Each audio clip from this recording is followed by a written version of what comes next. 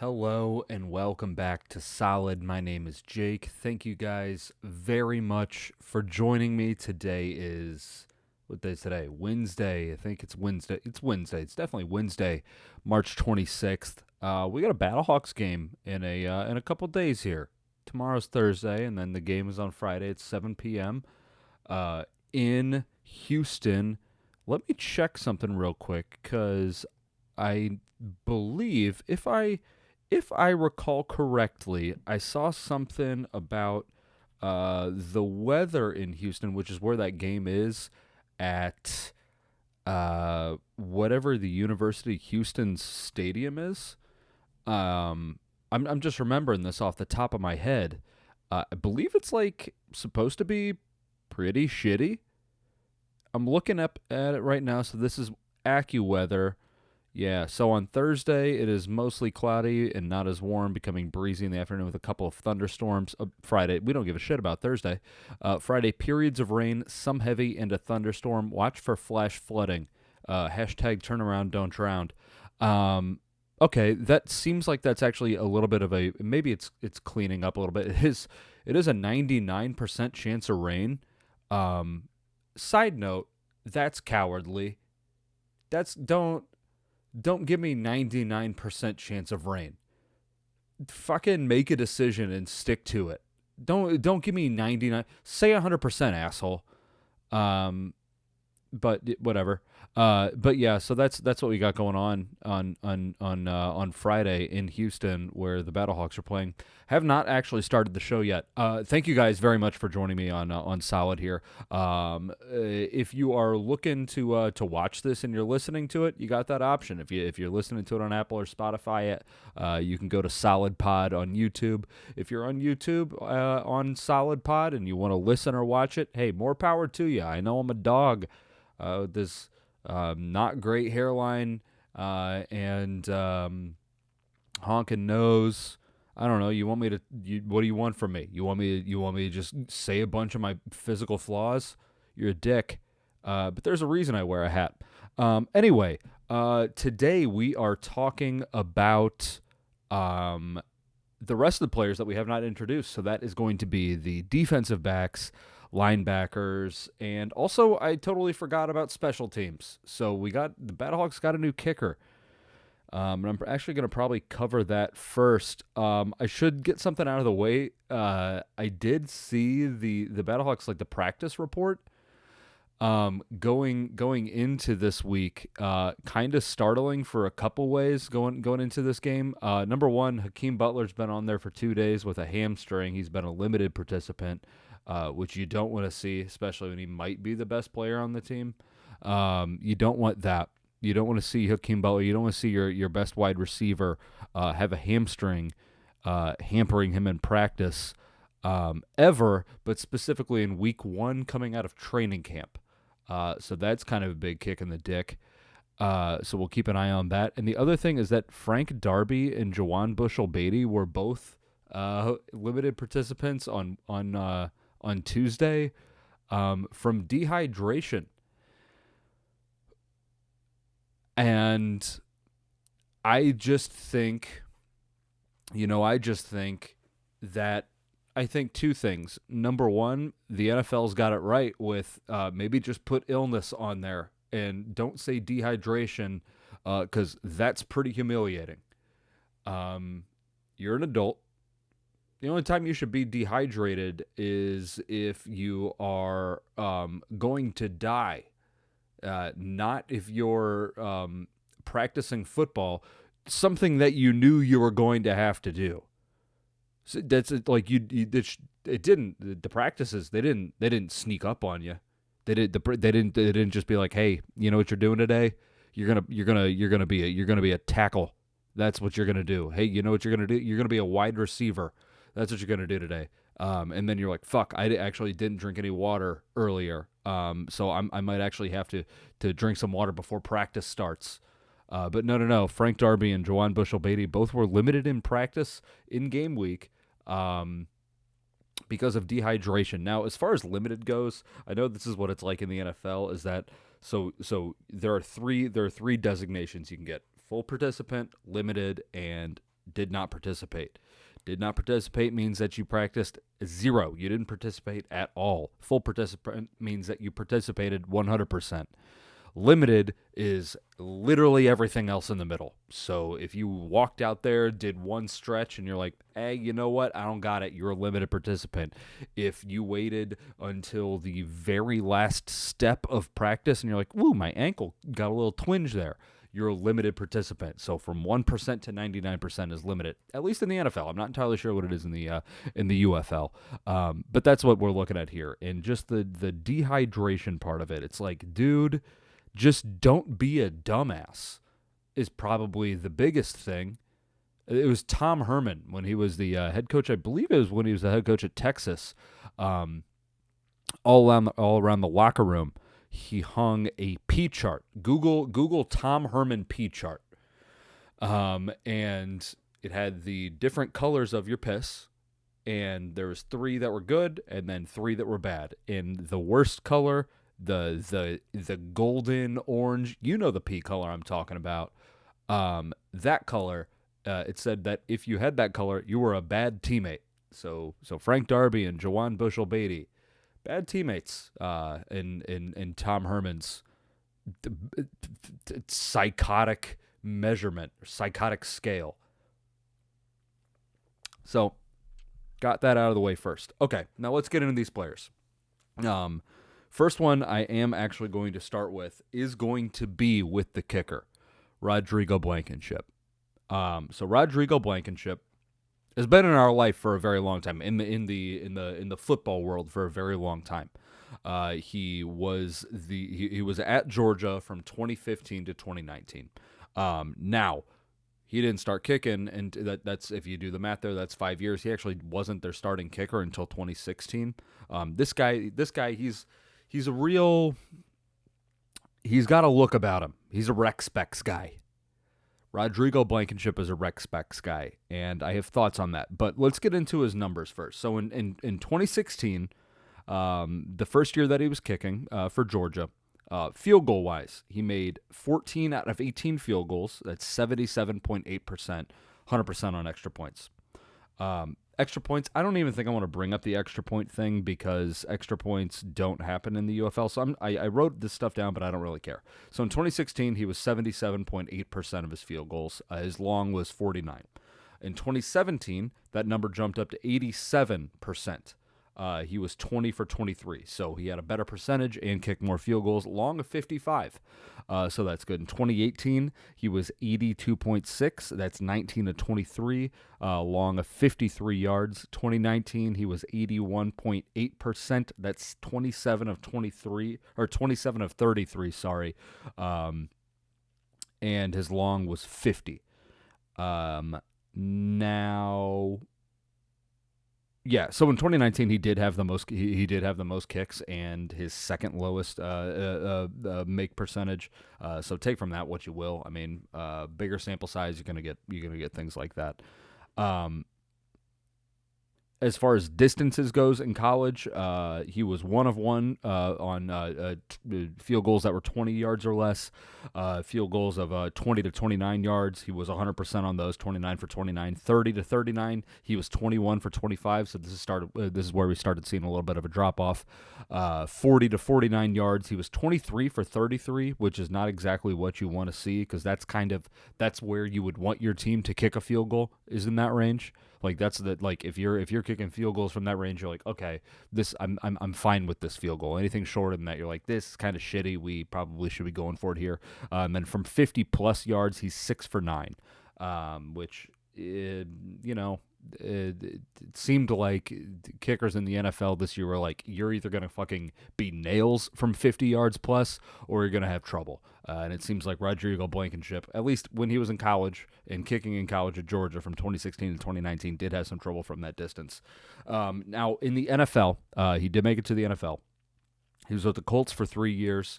Colts for, I don't know, 2 and fraction year, and then he was with Arizona after that in that same 2022. So in 2020, he was 86.5%. He had 32 out of 37 field goals. His long was 53 there. So Actually, I'm not even going to mention his longs anymore. His long was in 2017 was that 55 yarder. In 2021, he only played 5 games with the Colts. I believe it was due to an injury. I think I wrote that down. Yeah, with a hurt hip. So in 2021, he only played 5 games. He was 78.6%. That's 11 for 14. And in 2022, in the one game that he played with the Colts, he was 66.7. That's 2 for 3. And then when he went to Arizona, also in 2022, he was 100%. He was 2 for 2.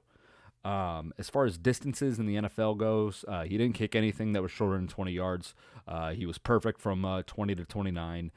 30 to 39, he was 15 for 17. 40 to 49, he was 15 for 19. And 50 plus, he still had that same issue, the 2 for 5. So typically my thought with a kicker, like I said, that 40 to 49, that's where you're comfortable with kicking a field goal. That 50 plus is where you're like, okay, if he scores points here, we're going to be benefiting. Like that, you're obviously always going to be benefiting from getting the points. But I mean, like, it's like, this would be cool. That's what I mean. It's like, man, it would be sick if he kicked this right now. And looking at this, what is that? He's 8 for 14, which obviously I don't have to do the math. I already know that math. I'm not typing it into a calculator right now. 8 divided by 14, that is 57%, which is not exactly what, well, I mean, it seems you would want a kicker that would be better than that. I should say that. Okay. Now, the biggest thing in Rodrigo Blankenship's career, besides his longevity and his goggles that he wears. All right, so in 2020, he was with the Colts. It was the wild card round of the playoffs, and the Colts were playing the Bills in Buffalo. As far as the weather goes, it was 23 degrees, and there was 13-mile-an-hour winds. I believe those winds, you know what? I don't know what direction those winds were. And honestly, I've looked it up before when I was writing about Jake Elliott this year and how he had trouble missing kicks. It takes a lot to like kind of look in to see like what direction the stadium is doing. You have to watch a bunch of shit. Anyway, it was 23 degrees and there were 13-mile-an-hour winds. Let's not focus on the direction right now. So it's not exactly good kicking weather. For Buffalo, that ain't half bad. But he's from the Colts, indoor cat. Anyway, he missed one. He was 1 for 2 on field goals in that game. The one that he missed, though, was a 33-yard double doink. It happened in the third quarter when the Colts were down 10-17. So it wasn't a game-tying field goal, but the Colts did end up losing that game 27-24. So that's one thing. The other thing that I want to bring up, another notable thing about Rodrigo Blankenship, is in the week 1 game when he was with the Colts. Who the fuck were they playing? Give me 1 second. I need to look this up because I believe it's not necessarily important, but it's good for context. What year was this? 2022? Okay, they were playing at Houston. All right, so this is an indoor game. This is the week 1 of 2022. Again, he only played 1 game with the Colts. He was 2 for 3 on field goals in this game. Okay. The kind of another thing that goes unnoted in this is that he also was their kicker, like their kickoff kicker, and he kicked 2 balls out of bounds, which is not what you want. Anyway, in this game, all right, the game went to overtime. The game is in overtime. Houston takes the ball, does not score. All the Colts need to do is kick a field goal. They get any points, they win this game. Rodrigo Blankenship comes out on the field. 42-yarder, and he missed wide right. Again, it was an indoor game. Not like there was wind or anything that had to deal with this. He missed that. The game ends up becoming a tie. I guess kind of my point here, given the Buffalo thing and given an overtime missed kick mixed with 2 kicks out of bounds, is that Rodrigo Blankenship, listen, this is my opinion. You can have your opinion on him all you want. The guy wears the rec specs, and that's kind of his bit. And I respect a good bit. I love a good bit. In the rec specs, good bit. I'm not knocking that. I'm not knocking this guy's ability to come up with a thing that makes him makes him notable. And I know that he's been doing a few things with the Battlehawks, like a social media team where he's been making himself likable and all that.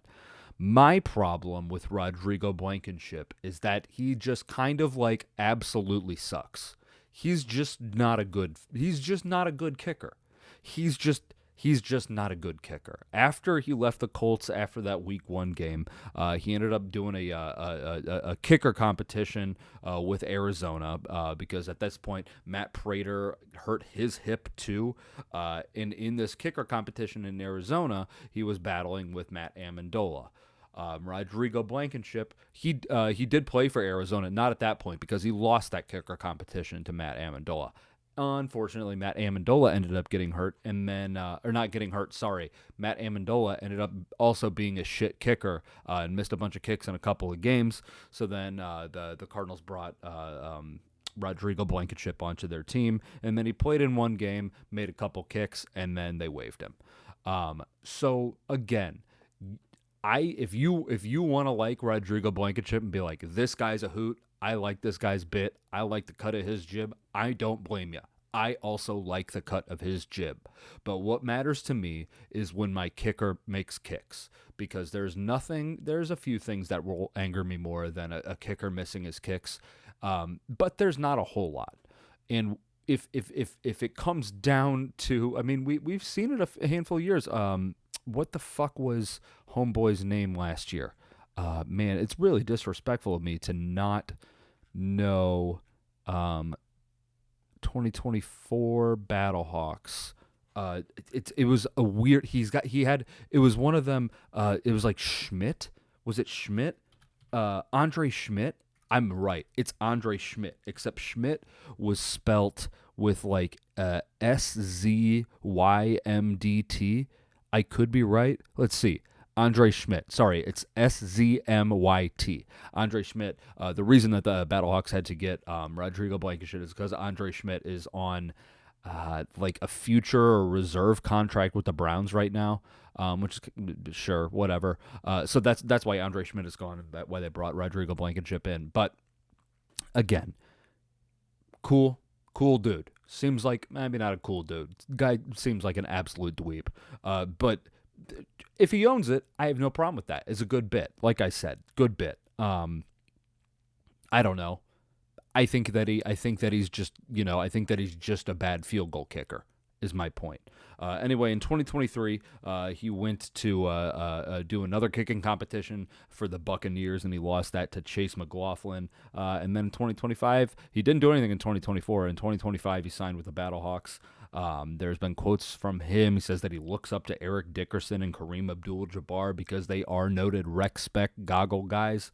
He had a quote. It was something along the lines of like, don't be ashamed about being a guy with glasses. Let your production and your performance or something like that speak for itself. The problem with that is that Kareem Abdul-Jabbar and Eric Dickerson were like some of the best people in the world at doing what they did. And then Rodrigo Blankenship kind of is just another shitty kicker. So that's my take on Blankenship. Sure, have fun with him. Be a fun guy. Dude, there's going to be a point. Oh God, I don't want to say this out loud, but there's going to be a point where if you go to the Battlehawks games, they do this really fucking weird thing before the game where they let like one of the players take the microphone and kind of pump up the crowd, but it's like super manufactured and uncomfortable for everybody. And you're like, okay, what the fuck are we watching? And most of the time it's been like a Travis Feeney or a Pita Tamoy-Penu or Hakeem Butler has done it. There's going to be a game this year when it's Rodrigo Blankenship that does it. Oh, I just realized that.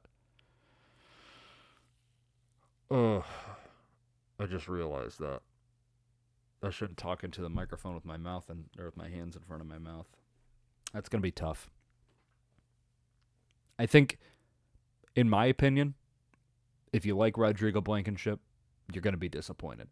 You're going to be like, oh, man, but this guy's been around for such a long time, and he kicked at Georgia, and he kicked in the NFL, and why is he missing kicks now? And it's like, oh, he sucks.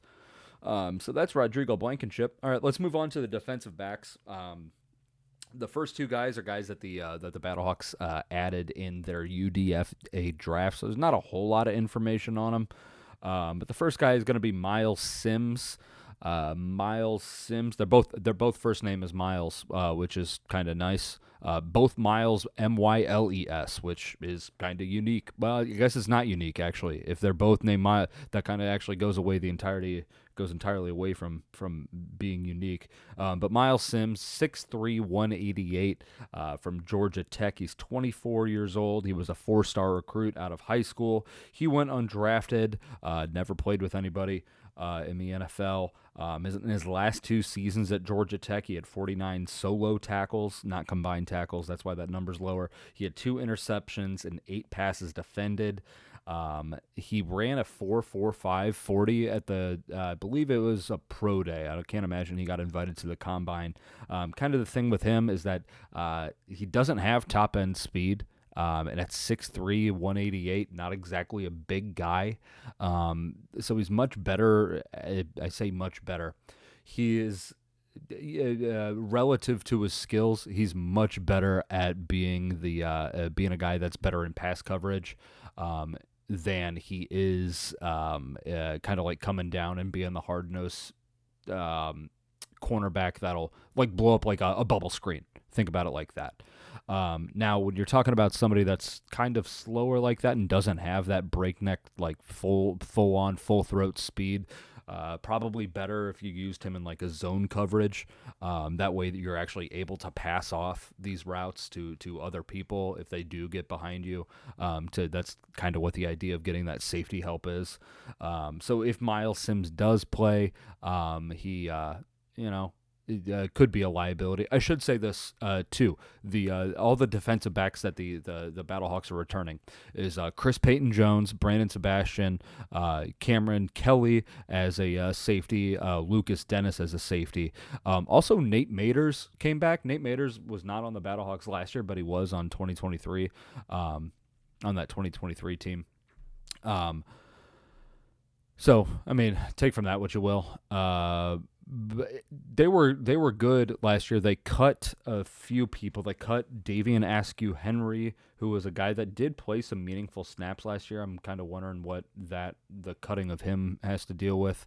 But yeah, no. So I mean, it is a good defensive backfield. It's just some of the depth that they have is best way to say it, lacking in talent. So that's Myles Sims. Okay. Next Myles is Myles Jones. It would be fun, however, if there was a point where we got Myles and Myles on either side. But anyway, so Myles Jones is the other Myles that we're talking about. He's 6'3", 190 from Duke, 27 years old. He spent the summer of 2024 with the New York Jets. Not a whole lot of information on him. One thing I did find, in case you were wondering what the discrepancy of what UDFAs make, with the Jets, he made $35,000 or $3,500. Sorry, he had $3,500 guaranteed money. Caleb Williams signing bonus. Caleb Williams got drafted first overall last year, and got his signing bonus is $25.5 million. So just to make sure, just for hilarity's sake, 25.5. That is, good Lord, inconsequential. 1.37 to the negative fourth percentage.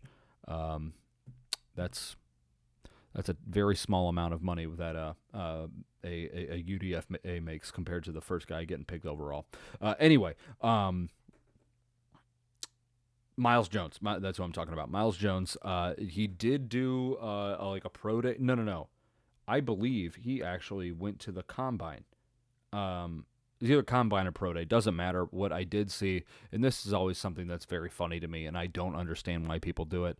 He did do the bench press. It was a pro day, actually. I have it written down here. He had 11 reps at the pro day, bench press reps at the pro day, and my thought there is, why do it? Like, you're you're you you knew you were probably going to get around 11.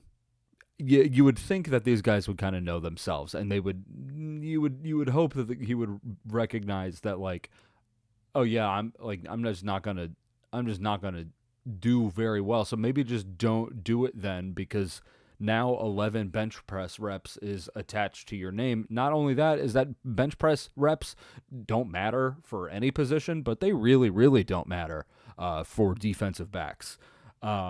Another thing, the draft profile on Myles Jones, very susceptible to giving up the big play, incredibly susceptible to giving up the big play. He is not good at tracking the ball. He doesn't exactly have. It almost seems like he kind of panics whenever the ball gets thrown his way when he's running back behind somebody. He's another kind of guy, because he's not exactly the fastest guy in the world, that the zone defenses are going to be very beneficial to him to be able to pass those things off. I did see that he had a fourth down interception, and he did not make it back to the line of scrimmage. I know it's a small sample size, but to me that's like, it's kind of a dumb move. You should probably just bat the ball down. I understand the moxie and kind of the attitude that comes with the defensive back, where if they get their hands on the ball, they're going to want to try to return it. But smart move says, don't do that, because you're putting the team in a worse situation. While he was at Duke, he did play. It was kind of fucked up.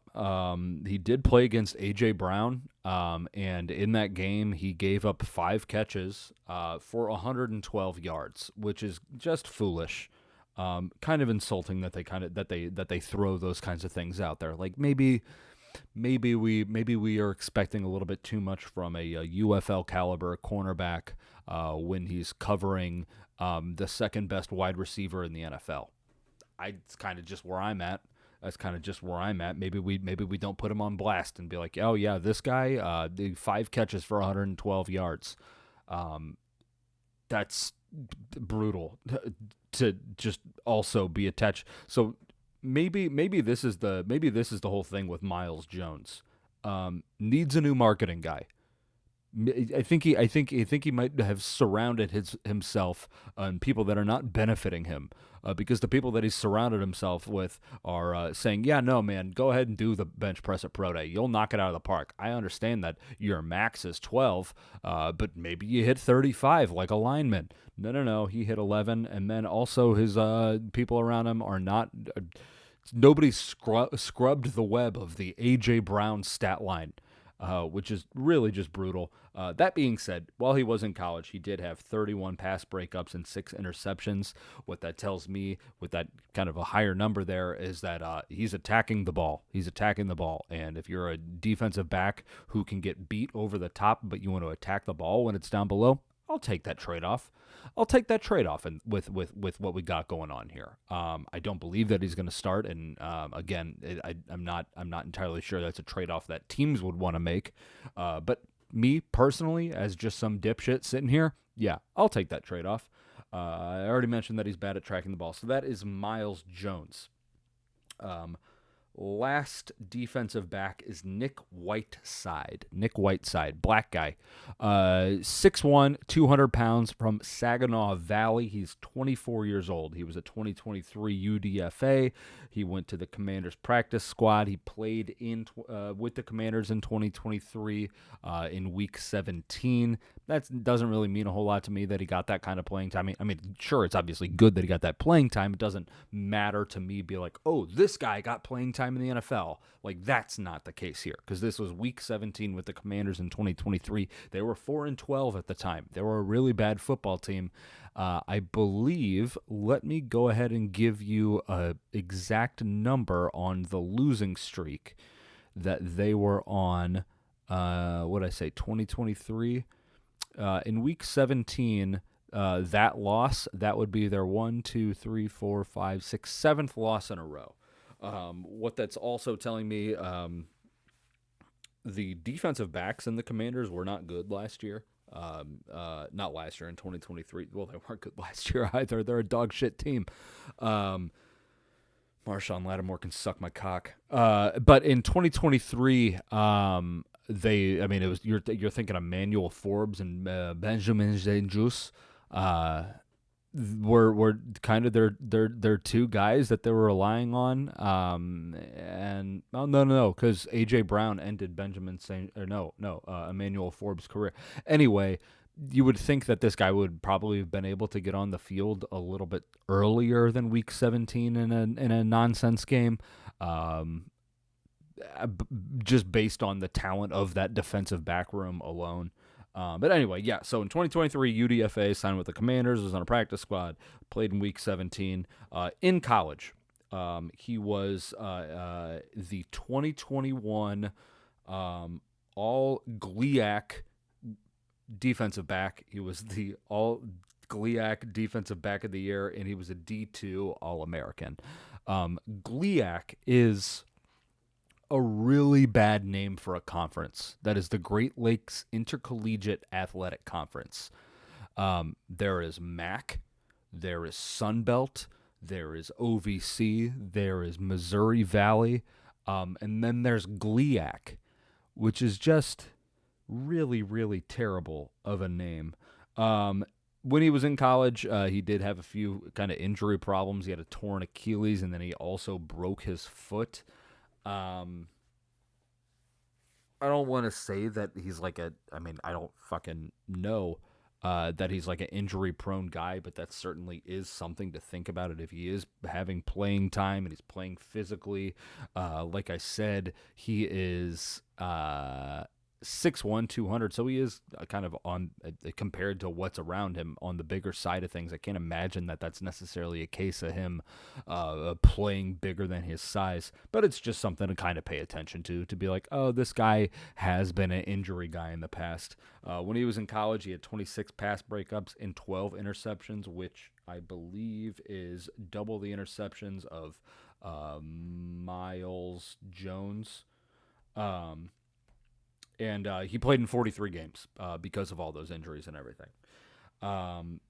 Another weird thing that I saw about him, it was just like a question, kind of like a written interview thing with him. But I think the point is that it was written. I can't confirm that it was written, but I'm pretty sure it was written, which means that our boy Nick Whiteside could have answered it any way that he wanted to and edited it as much as possible. But it said, what do you do? What are your hobbies outside of playing football? And his hobby was listening to podcasts on real estate and investing. So he's one of them kind of folks. Like, he's that guy that you hate. If you are one of those kinds of people yourself, if you're listening to this and you're like, hey, wait a minute, I'm a real estate person and I invest, I'm happy for you. I am. I'm happy for you. You're not my kind of person, personally. That's just doesn't vibe with me. But, for you, hey, genuinely, from me to you, I'm happy for you. I'm happy you found something that makes you happy. Not my cup of tea, which means that, Nick Whiteside, not my cup of tea, especially when that's the hobby. He could have said any hobby, but he's like, actually, no, I like listening to podcasts about real estate and investing. It's like, that's not even, fun. What about, say, I don't know, make some bullshit up. Be like, I like red vines. I every year I take, me and my boys go to Hershey Park in Pennsylvania and have a weekend. Fucking we drop into Verdansk, do something. But other than just goddamn the most boring thing. So that's his hobby. And that's the end of the defensive backs that I have to talk about. Again, these guys, not a whole lot out there for them. I'm imagining that one of these returning starters is going to be the guys. I like a Brandon Sebastian and a Chris Payton Jones, and then Cam Kelly and Lucas Dennis at safety. That's kind of where I'm at with that. Now, as far as the linebacker goes, we are looking at, God, I'm going to butcher this, Olakunle, Olakunle, Olakunle, Olakunle, last name is spelled Fatukasi. Olakunle Fatukasi. Fatukasi. I don't know. I'm going to continue to fuck that up probably for a minute. He's an odd cat. He was a UDFA. I should say this first. His measurements. Okay, and actually the measurements are kind of important. He's listed at 6'1", 234. He's out of Rutgers. He's 26 years old. The thing with that 6'1" is that as much as I was kind of thrown off by who's the running back that I was talking about a couple days ago, Kevin Kevon Latulis, how it said that he was 5'10", 295, which is fucking psychotic. And I didn't believe it, even though I'm absolutely going to believe that that's true. Olakunle Fatukasi says that he's 6'1". Seen some things saying that he's 5'11". And based on his draft profile, I'm kind of believing that 5'11" might be a little bit more realistic for him. He did, so he was a UDFA in 2022. He did play 13 games with the Bucks. That's 13 games with the Bucks. Let me see if I can pull up what his actual snap count was. He did only have 6 tackles in those 6 games. Pulling up his snap counts now. Snap counts in 2022. Okay, so those 6 tackles mostly came on special teams because he actually only played 1 snap with Tampa in 2022 in the 13 games. Glad that I looked up that because that's actually kind of sad. After he left the Bucks, he's kind of passed around from Denver, New England, Kansas City, and the Rams, and then he ended up signing with the Battlehawks in December 2024. This guy, Olakunle Fatukasi, if you want to Google him, do it. He is an odd-looking cat, man. This is an odd-looking cat. No neck at all. It goes straight from it goes fingers to your wrist, up your arm to your shoulder, your little deltoid there, and then to your neck, up to your head. But for this cat, instead of going from shoulder to the neck or deltoid, it's just he's a triangle. It just goes from shoulders to the top of his skull. He is all-time big neck guy, like massive neck on this cat. Which it's very like it was so notable that when I saw it, I wrote it down. I was like, that's crazy. That's a crazy looking dude. So that's what we got going on with him as far as his size and everything goes. His draft profile. Let's start with the bad and then go to the good and kind of end this thing with the good. His aggressiveness causes him to do a little bit of over pursuing when he's making it into the backfield. He's not the best tackler if he's in a bad position. He really needs to be able to just kind of like get a pure tackle. And then he's tough. He has a tough time shedding blocks, which I mean, yeah, I get, but he's also not going to be playing against the top talent this season as well. But those are just things to keep in mind as far as negatives for him goes. He does have good lateral movement, which is one thing that I think is incredibly important in a linebacker. It's really easy to mask a bad linebacker. If you just have a linebacker go forward and blitz, it's like, okay, well then this guy's doing the thing that's easiest for him. It's just moving forward is a super easy thing to do. Moving laterally side to side, covering sideline to sideline, that's much more difficult than a linebacker who's just coming forward. So I do like his ability to be able to move laterally. He's good at finding the ball, whether it be on the ground or in the air, which is a nice thing. And then he keeps his eyes in the backfield, but that's almost like to a fault. It can cause him to play a little bit slow sometimes. But he does have that lateral movement, and that is something that I really, really love. I believe that, did we just do all this? Did we just do all this shit? Did we just go through everybody, all the new additions to this team that made it on the roster? I believe we did. Look at Look at us, man. Who would have thought that we could do this kind of stuff? But anyway, yeah. So today we talked about Rodrigo Blankenship and how I think that he sucks, even though he's a goofy-looking dude. Good for him. Again, good for him. But he's just another bad kicker. Talked about Miles Sims, Miles Jones, Nick Whiteside, and Olakunle Fatukasi. So that's where we're at, man. That's where we're at. We did it. We talked about it all. We covered, let's see, we covered quarterbacks, we covered wide receivers and running backs, we covered linemen and defensive linemen and tight ends, and we covered the rest of the defensive backfield today. So yeah, tomorrow I'm going to be back at you with a game, a bird's eye. First bird's eye preview of the season. We're going to get a bird's eye preview tomorrow, baby. It might be a bridge because I'm not entirely sure what the hell Houston's doing, what the weather's going to do, or what the Battlehawks are doing. But it will be a bird's eye preview, first one of the season. And then on Friday, I'll be back with you guys after the game is over with my rehawction. And we'll keep it moving from there. But other than that, thank you guys very much for joining me on Solid. Again, if you want to listen to it, you got the option. If you want to watch it, you got the option. That's all I got. Go Birds. Go Battlehawks. Go Ironbirds. Really, if you just say anything to anybody, they'll be like, "Oh, that guy likes the Battlehawks." That's what that situation is. Like I went to a gas station yesterday to go get like a log of the my Zins, because the gas station that's close to my house was not there. Like they were all out of them.